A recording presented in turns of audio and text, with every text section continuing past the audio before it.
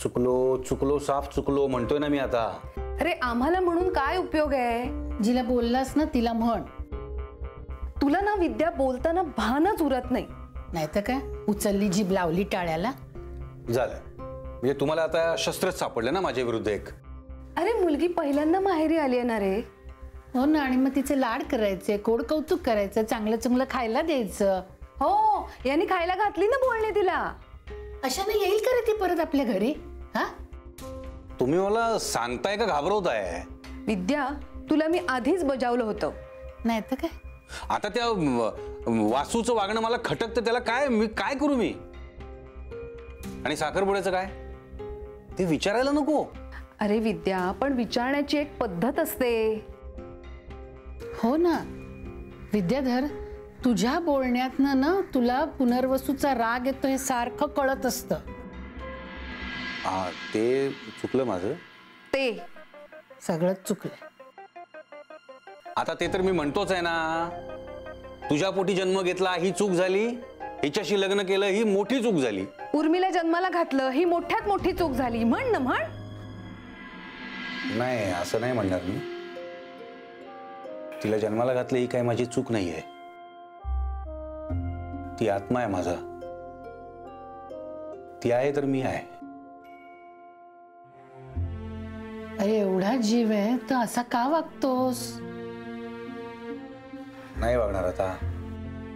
मग जा, तिला जाऊन सॉरी म्हण जा. ते मी बोलेन, आधी तुम्ही जा. मी बोलायला गेलो तर मूड जाईल तिचा उगाच, म्हणून म्हटलं तुम्ही आधी बोला मग मी जाईन. सॉरी म्हणाला काय, म्हणेन मी, त्यात काय सॉरी वाटतंय तर म्हणाला काय ना. बरं ठीक आहे, मी तुला जेवायला वाढते आणि मग जाते बोलायला तिच्याशी. नाही नाही नको, तू आधी बोल. अरे, आणि जर ती म्हणाली ना मला भूक नाहीये म्हणून, तर मग मला पण जेवायचं नाहीये.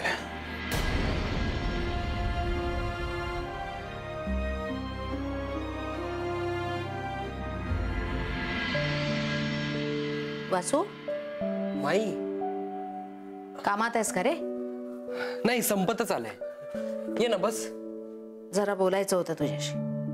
बोल ना, बस बस. मला काही राहवलं नाही, मी बोलले बाई यांच्याशी. माई कशाला उगाच? अरे विषय यांनीच काढला. अगं मग तू टाळायचास ना. अरे नंदिनी बद्दल यांनाही संशय आहेच. काय? नंदिनी बद्दल? हो. नाही, मला नाही वाटत तसं. अरे मी सांगते तर. तसे चिडलेच होते ते. म्हणाले तिने असं करायला नको होतं.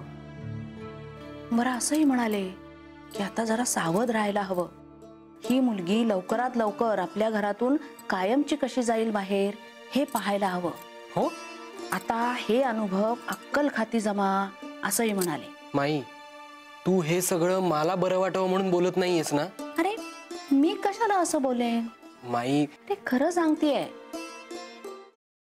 Paneer mushroom stick with barbecue sauce करण्यासाठी लागणारे साहित्य: किसलेलं गाजर, उकडलेला बटाटा, पनीर, तांदूळाचं पीठ, रवा, मटार, मशरूम, कोबी, मीठ, मिरची, कोथिंबीर आणि बार्बेक्यू सॉस. कृती: प्रथम एका बाउलमध्ये किसलेलं गाजर, उकडलेला बटाटा, कुस्करलेलं पनीर, मटार, मशरूम, हिरवी मिरची, कोथिंबीर, कोबी, मीठ आणि तांदूळाचं पीठ घालून सर्व एकजीव करून घ्यावं. तयार मिश्रणाच्या स्टिक बनवून रव्यामध्ये घोळवून गरम तेलात तळून घ्याव्यात आणि सर्व्ह कराव्यात.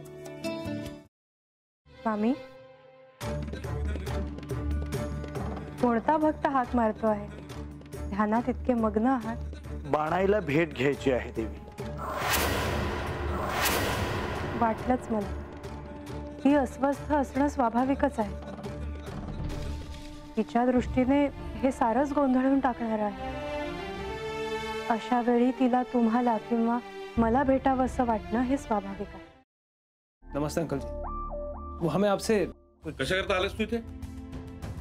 विकीची चारी करायला? काय समजतो काय स्वतःला तू?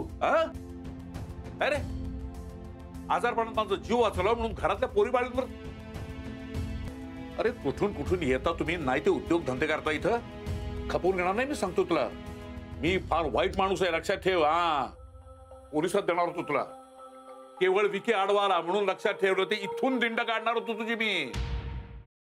मामा आता आपण काहीच करू शकत नाही.